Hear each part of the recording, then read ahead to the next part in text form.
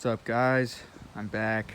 Destroy all with this 2011 GE8 Honda Fit. So I got an intake for it. Here it is. All right, that's the video. No, I'm just playing.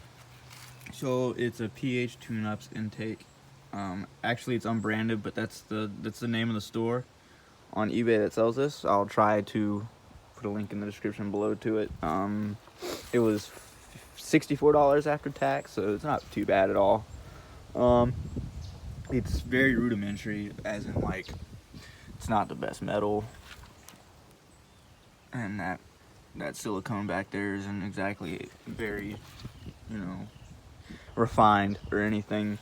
And what's weird is the intake has a vacuum line on it, and so this is what they did with that. I believe it's the crank vent or something, not a vacuum line. I meant crank vent, I believe is what that is. And they just gave me this little tiny filter.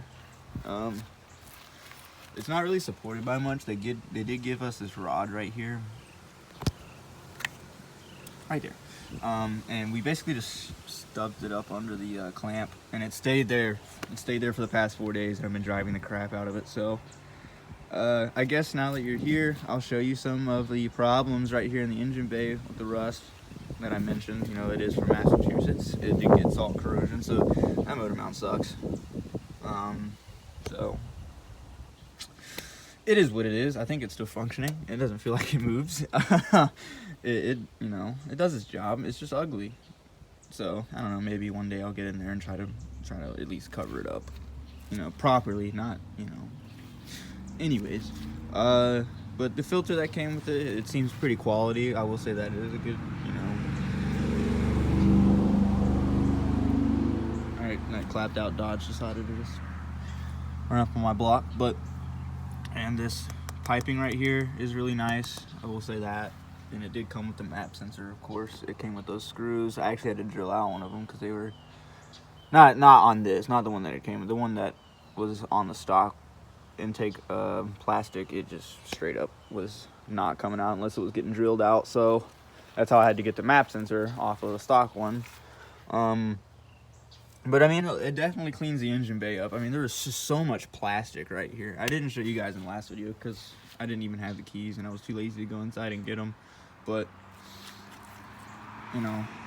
was this worth $64? I think so. I think for how cheap it is, it definitely wakes the car up.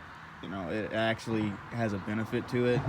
It feels a little bit faster on the top end for sure, but really it's just for noise. It's, in short, is really a short ram intake, which is just made for noise, not really performance. I mean, it is sucking in more air, and with a tune, maybe it would help. I'm not gonna drop $500 on a tune. I don't even know if they have tunes for these, but you can hear the VTEC crossover. I need to clean this engine bay up, but you can hear the VTEC crossover at about 5.2K. You'll hear it just go from a nice hum, and then it'll go really aggressive in like a switch of a flip. It's so awesome, I think it was a good purchase. So I have brakes too. I guess I can show you those. I just haven't put them on the car yet. And again, it's because I have to do some project car stuff to it, as in rust. I got to do some rust fix. And I can't even get the stock rotors off because I don't have the tools. But drilled and slotted, I'll try to find these on Amazon if I can. Of course, it's labeled right and left, so it's not like complete Chinese crap. So at least they labeled it so I know where it goes.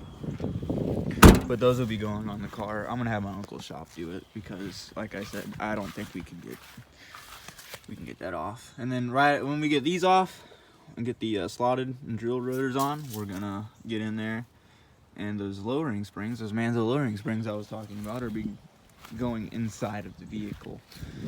And when we do that, the Rust-Oleum cans are gonna come out, and we're gonna get in there and do some correcting and make this thing, worth the crap again. So I do recommend this. However, it is a modern car. This is an economy car. When you change how much air is going inside, it has that big old map sensor right there. The check engine light did come on. Now, it does not run any worse. I don't feel a difference at all as far as, I feel it runs better but the check engine light's on because, you know, it's not supposed to be sucking in that much air, and it's just throwing that code. I actually tried to get the code reader on it, but since this is not the stock motor, the cheap code reader we had just was like, nah, not today. So I don't know, maybe whenever I get the brakes done, my uncle can just hook up the scanner, his like actual nice scanner, to it, and just see if it's just throwing a mass airflow sensor code or whatever.